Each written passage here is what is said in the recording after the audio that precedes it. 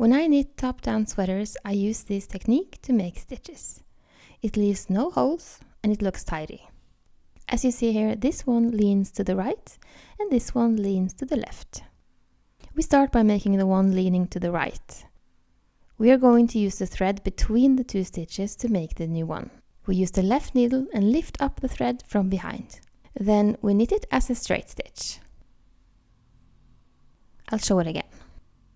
We use the left needle and lift up the thread from behind. And then we knit it as a straight stitch.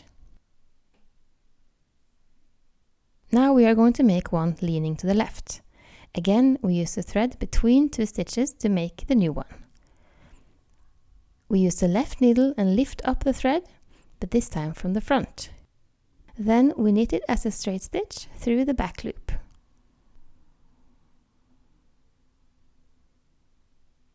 I'll show it again.